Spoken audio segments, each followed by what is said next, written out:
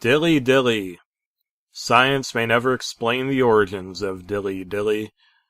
On second thought, that was a fucking stupid statement. Fucking ringing in my ears. Seabiscuit. Dilly Dilly has appeared in Bud Light television commercials all across the globe, culminating in a set of Super Bowl specialty ads customized for fans of both teams. The phrase caught on ASAP like flies to festive, delicious honey, but you know this already. There's no way that you don't. Everyone in your family has said the phrase time and time again by now. Your mother, your father, your cousins, aunts, uncles, grandparents, pet turtle. It's a regular old full house of the stuff. Dilly Dilly indeed. As for me, I live in a dumpster. It isn't optimal, but it has a lid, and the trash man... Shit, I mean trash person, okay? Sorry, alright? I said I'm sorry. Knows that I'm in there. So, he... Shit, gender-neutral pronoun. They don't compact me or crush me alive or anything. Kind of a nice guy. I give up. One night, while I was using a discarded ugly Randolph the Christmas reindeer sweater as a warmer, I realized something. A DVD? No, never mind, it was just a coaster. Oh well. Disgruntled and disheveled, I went back to sleep. 5 hours later, and don't ask me how I read the sun for a time, I was awoken by the force of blunt object.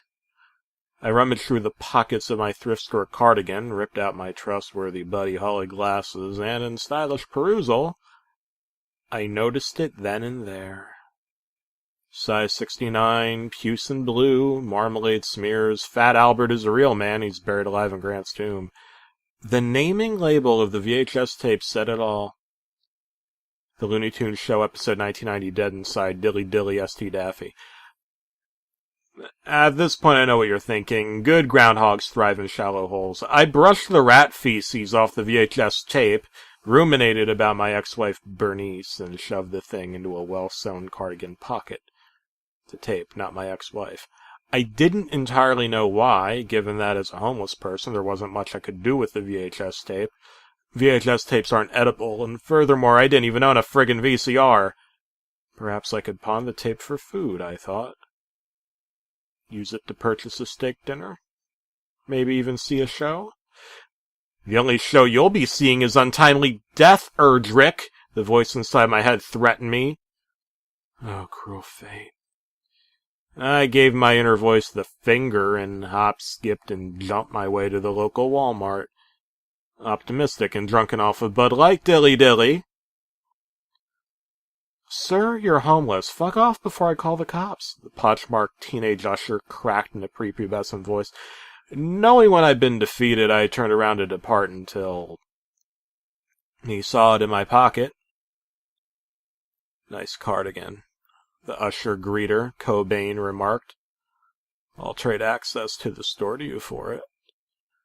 Well, hot diggity dog, I ravenously tore the garment right off my flesh, revealing that I was wearing nothing underneath.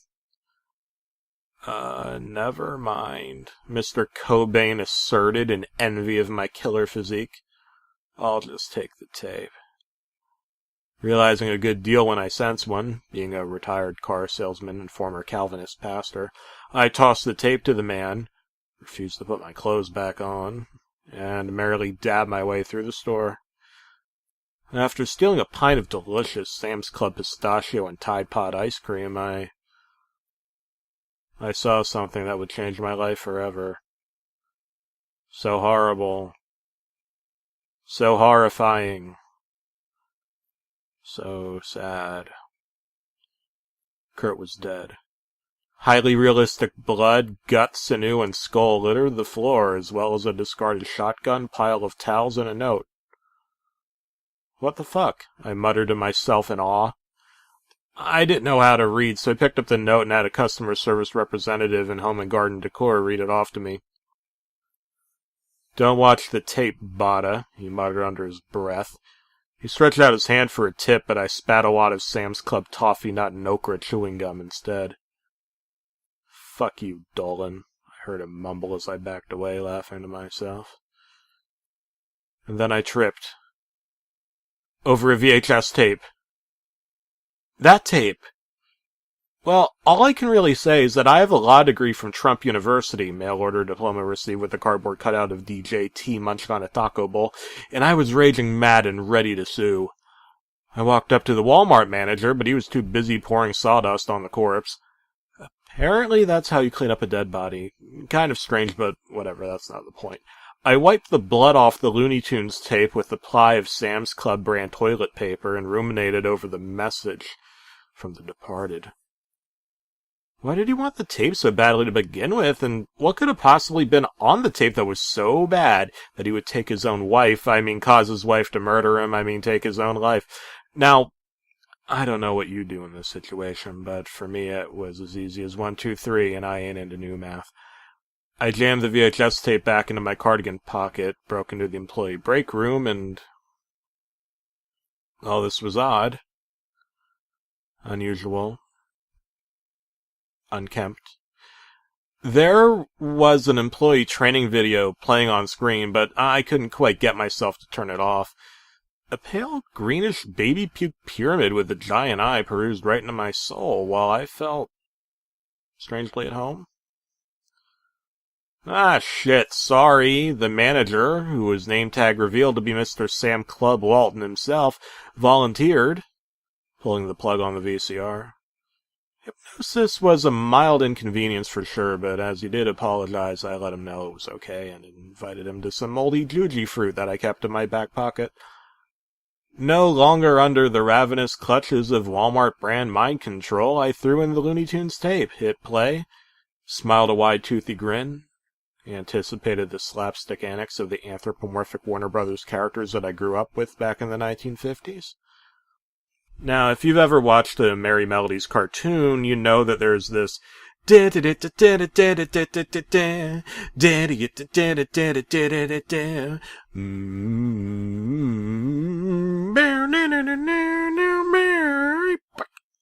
that they tend to play as an intro, with the Warner Bros. WB logo presented as a zooming out shield of arms. But what I saw was not the classic Looney Tunes theme song. It wasn't the classic Looney Tunes theme song at all. The characters? Listen, I don't know if you've ever heard of the Lou Reed and Metallica Lulu Project, but it was a really wily thing. Lou Reed was a rock and roll elder statesman who read poetry about himself as a female hooker over Metallica's trademark Black Sabbath heavy metal riffs, and the album was a huge hit in America, Canada, and southern Madagascar, but I've got to tell you, that kind of music sounds more than a little strange when it's coming out of the mouth of the eponymous Dr. Wile E. Coyote. A bird. A bird. I've been chasing a bird. But how can they say that the bird is the word? I'll flip you the bird and tell you to fuck off. There's a message in my alphabets and it says fuck your mom. Well, I've done it. I'm dead. Call me Oedipus Rex. I'm done chasing bird meat. I'd rather eat lead. I know that sounds drastic, but riddle me this. Fuck shit, piss, ass, dick, fuck shit. Ugh. Cursing in a children's cartoon. I've lived for a pretty long time in my life, but cussing in a child's cartoon was foreign to me. The cartoon camera, or whatever you call it, zoomed into the tip of Wile E. Coyote's nose, which was smeared in some sort of white powdery substance, before zooming in on his bulging bloodshot eyes, and finally, jagged, dark green, razor blade coyote teeth. I let out a scream, but in a Walmart employee stockroom, no one can hear you scream. With no other choice but to continue watching the tape, that's what I did. As it turns out, the Looney Tunes show, quote-unquote, does star the legendary Warner Bros. Mascot Bugsy Bunny and the eponymous Daffy Duck, but the manner in which they're presented is odd. In this cartoon, they're roommates and go through Seinfeld-style sitcom moments together. The tape began with clips of what I could only assume were past episodes. As per usual, the meat of the episode began with Bugs, historically the Looney Tunes' central protagonist, as a stand-up comedian.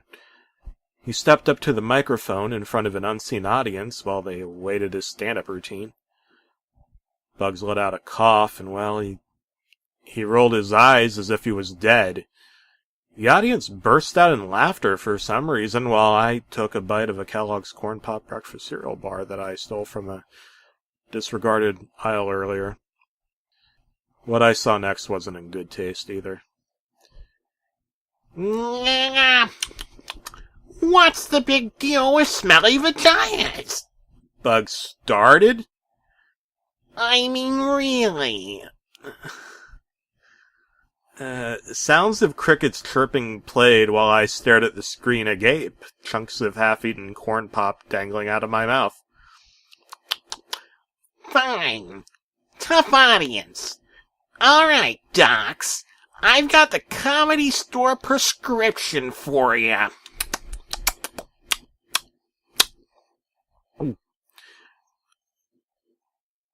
Bugs took out a sawed-off shotgun. Yeah. As y'all motherfuckers know, I'm a cartoon character and can't die from a shotgun blast. Bugs paused. He grinned a widened, toothful grin that made me yelp in terror. Normal people don't smile like that. I'm going to need... His pupils gyrated, symbolizing motion as if he was looking through the audience. a volunteer. Within seconds, a fat, bald, big-nosed douchebag wearing a trademark fedora, his favorite, came up to the stage. As a fan of the Golden Era Warner Bros. Motion picture cartoons, I immediately recognized him as the backwards hunter Elmer Fudd. That'll do, Doc. Bugs Bunny handed Mr. Fudd the gun, and Elmer did that thing with his eyebrows that perverted Gentiles do when they're going to commit adultery. Difference was, Elmer was about to feed his bloodlust. But now you believe me, disbelieve me, in fact, whatever, but Elmer Fudd straight up fucking shot Bugs Bunny right in his fucking furry rabbit face. Bugs Bunny's head exploded while chunks of various photorealistic Rabbit Man extremities flew into the cartoon camera, and I let out a shrill shriek of terrifying horror. This was not, could not, be a real episode of the Looney Tunes. Greatly disturbed and hoping to go on my personal 15 so that I could use the bathroom, I called in the manager to complain. I pulled the plug on the VCR, you fucking idiot. Great! A non sequitur! Good for nothing Scrooge, man! I flipped him the finger, quit my job, put my cardigan back on. I was deeply, profoundly offended by the tape and Mr. Walton's misbehavior, and figured that my business was best taken elsewhere. I went to the bathroom in the aisle and swiped a few toothbrushes and a vat of sicking toothpaste before picking up the chair from the furniture department and walking out with it. Grader was dead. If you've been fun along like a good boy, you know that, but who the fuck knows with you? No one cared about the stolen goods. The metal detector had been removed so that they could dispose of the body without risking the thing going off from a gold tooth or something.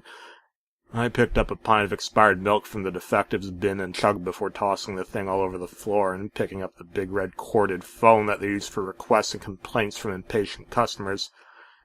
"Clean up on aisle 7, I joked before belching and hanging up, spitting milk all over the telephone receiver. I wet my mouth with a Sam's Choice towel before heading out through the back door. The walk back home, quote-unquote, was mostly pleasant. A sunglasses-wearing teenage boy on a skateboard in a bear suit told me to go fuck a chair. That wasn't very clever. I shrugged and kept on carrying the thing en route to my special Weshel Whittle dumpster. When I finally made it back to my house, I planted the thing on the sidewalk, pulled my back, and realized in horror that I left the tape back at the Walmart employee stockroom. What if someone else saw the tape and was deluded into an untimely self-imposed death? Good thing I care about no one else but myself. I let out a chuckle. Guess I'm going to solve the world's population problem. I grimaced, grabbing the top of my dumpster and chucking myself in.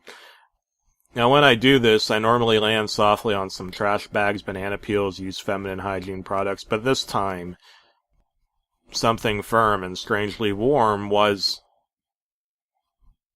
Oh no. Oh no. No, no, no, no, no, no, no. It wasn't just any strange, firm, warm thing that was situated under me.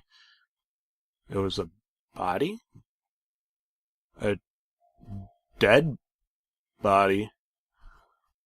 A corpse with sawdust sprinkled on top of it. I flew open the dumpster top for light, and to my shock, horror, and bewilderment, Cobain, the headless, bloodied, freshly sawdusted corpse of Cobain, was lying in my dumpsterous home like the horse's head from Godfather Part 32. What could this all mean? Was there time to wonder what this could all mean? People would think that I murdered Kurt Cobain. I let out a gasp, bit my lip, rubbed my lip after realizing I left a mark, picked up Cobain's corpse, tossed her right out of the dumpster. My right foot pinky toe fell out and rolled off the sidewalk into the street like a lonesome chicken finger, but who gives a shit? Well, apparently the neighbors did, because I heard a scream.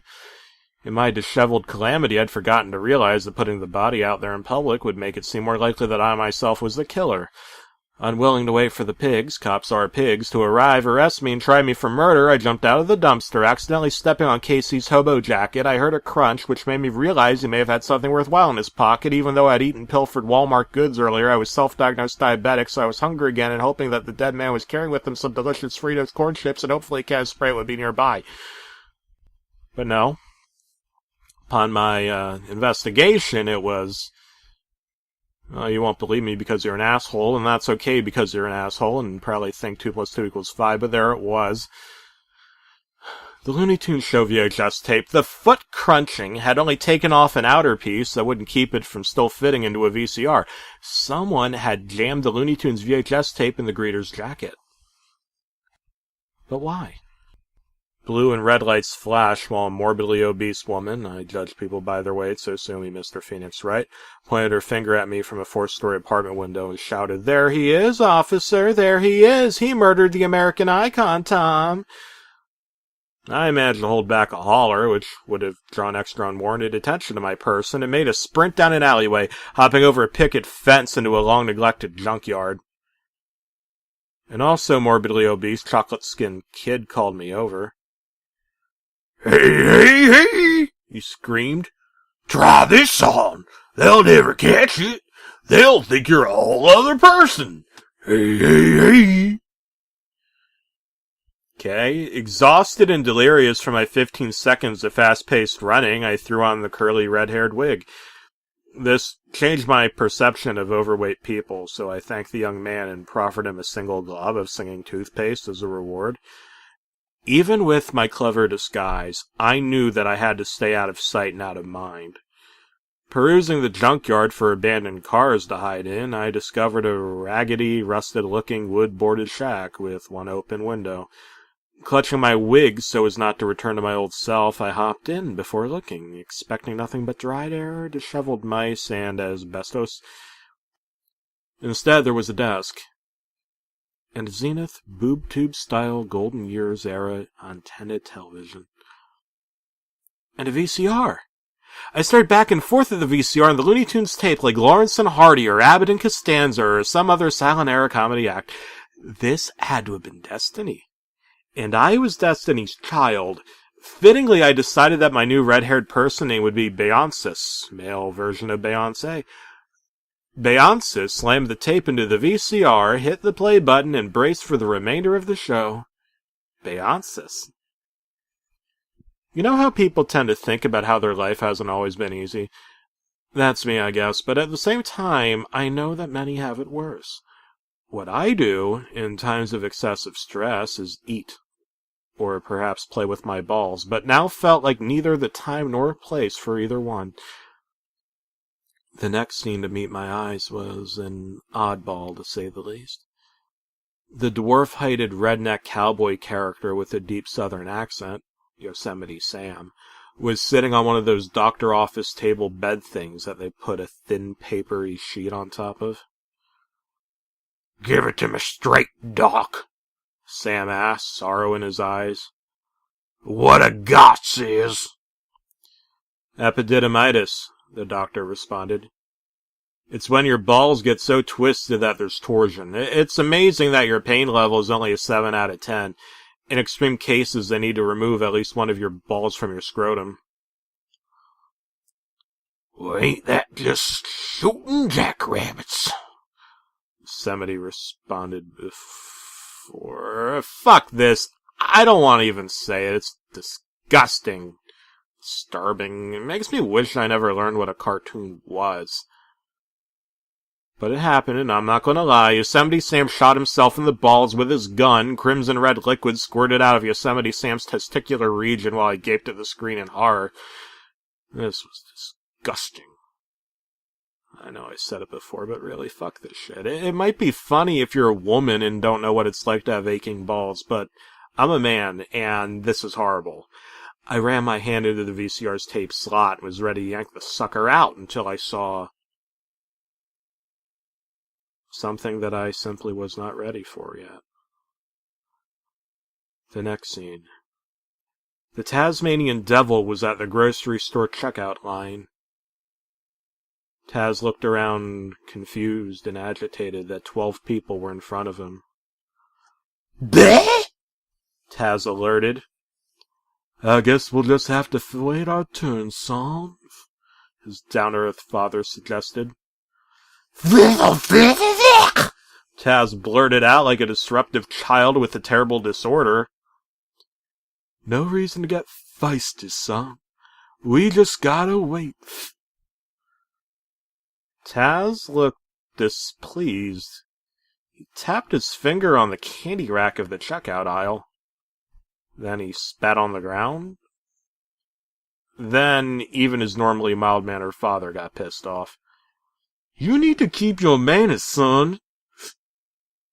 Taz's dad assertedly, through gritted teeth, asserted. The scene changed to Taz lying in bed, overhearing his mother and father talk smack against him. I think our son's R-worded, Taz's mother suggests. Oh, nonsense, dear. He's just got some growing up to do. He'll catch up with the other boys someday. The look on Taz's face while he clenches his bedsheet and thinks the situation over broke my heart. It isn't that he looks sad or that he's about to cry. It's just firm, pale-faced. You could tell that Taz didn't know how to handle the criticism from his maternal and paternal parental units. Taz stayed up all night, clenched his stuffed dinosaur with his eyes open. As darkness turned to dawn, turned to time for school. The scene changed at Taz in the principal's office, with his parents called in while his teacher showed them various doodles he'd been drawing during science class. The teacher and a noose? The teacher and an explosion. The teacher and a pencil jammed between her teeth while a beaver chews on her and eats her alive. You know the drill. Taz gets expelled while his mother and father cry. As for me, I could never have been ready for the scene that followed. Not in 100 million billion gazillion years. Taz was at church, wolfing down all of the communion wafers and drinking all the wine and grape juice before belching. That's it! Out! Out! Out! The preacher yelled, tossing the Tasmanian Devil out of his furry ass and out of church. That was a strange scene for a children's cartoon, but what made matters worse... Listen, I feel bad for telling you this, but get ready. It's time for you to grow up. Be prepared, like a good Boy Scout. Because Taz came back with a tank, and a grenade, guns, ammo, a missile. And he spun. And he spun. Inside the church. And as he spun, the force Like a tornado, like a hurricane. He killed and he killed. Arms flying, legs in the air. He killed all of those poor innocent people. And then he took out his assault rifle and he shot the preacher in the face. Blood, guts, bones, sinew, skull pieces, pieces of pages from the Joseph Smith translation Bible. This was too much. I let out an angry scream and aroused police sirens within seconds, but I didn't care. They could come and get me for all I cared. Who they really should have been arresting was whoever made this horrible fucking Looney Tunes Lost episode VHS tape. The scene changed one more time. It was a stage with various podiums. Daffy Duck, Lola Bunny, Speedy Gonzales, those Gophers, Sylvester Cat, Tweety Bird, Foghorn Leghorn, Pepe Le Pew, Petunia Pig, the Roadrunner, they're all there. All of them. And they're all running for president. But first, Speedy begins, let's dispel with his fiction that Peaky Bosser doesn't know what he's doing. He knows... There's that mesmerized 40-second Hollywood speech again, Sylvester asserts while his supporters applaud. Fuck? Will I? Pepe begins. Shut the fuck up, Daffy responds. I'll annul your delegates and deport you back where you were born, Frenchie. You're deplorable. Fuck was this? Well, I say, Foghorn interjects, protecting Second Amendment rights is a constitutional requirement of a senator. As a senator in my native state of... Suddenly there was an audible shotgun shot. Heard. Then multiple audible shotgun shots. Heard. And some really shitty still shot animation, but not just animation. Claymation. All of the characters turned into clay. Red clay. Blood red clay. That melted into puddles of clay. All of the Looney Tunes. All of the Looney Tunes were dead.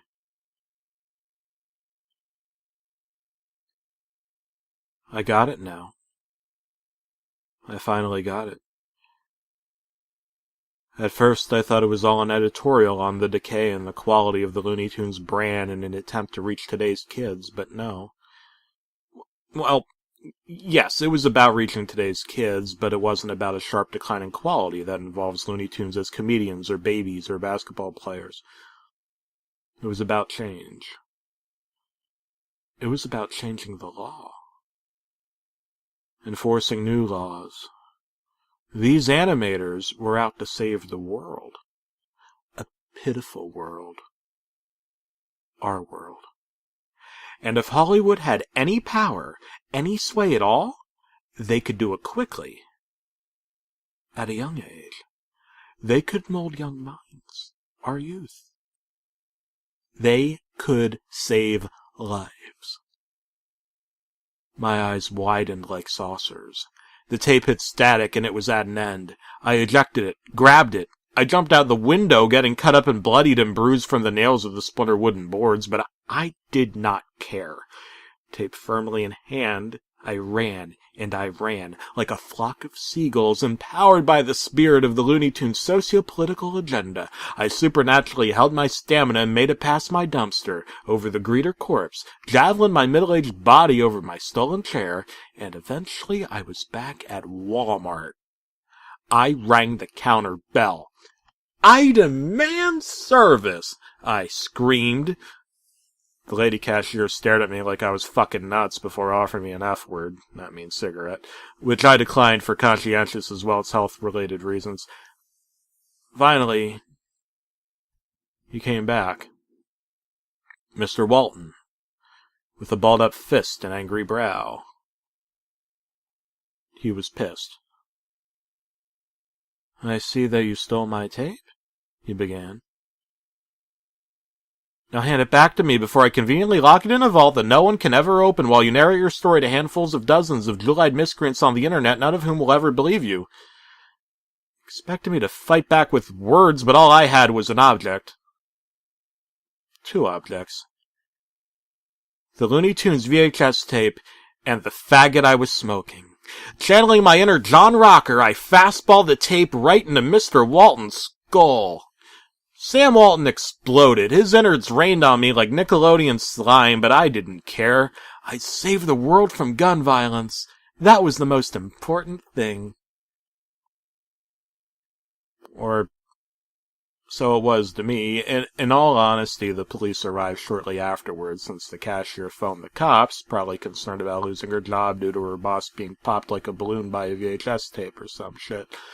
The officers cuffed me, though, curiously enough, they took me to a white padded room instead of the downtown precincts. They didn't even ask me much of any questions. Some tall, muscular guy wrapped me in a jacket, and I had no idea how to get out of it. They tossed me in the can. From what I gathered, gun violence in your world is still a thing, and nothing has changed, despite all of my hard work and manslaughter. I hope this letter finds you. I wrote it with my own blood, bit into my own flesh to produce a medium to write with, using pieces of jacket as paper. My carrier pigeon anxiously awaits her cargo. Washington, D.C., I understand that you're slow to change, and that when new faces get voted in, they're quick to change spots and become just like who's already been in there. But please, drain the swamp. Change the laws before it's all too late, before the children have no more beloved cartoon characters to grow up on. And every musical icon shoots himself in the head. In the meanwhile, I suppose I'm just a man, alone with his thoughts. And a curly red wig. But no amount of television-based commercialization could change my own personality and way of life. I can tell you that much. Not even with all the fucked up shit I've seen and lived through. What I'd do for a Bud Light right now.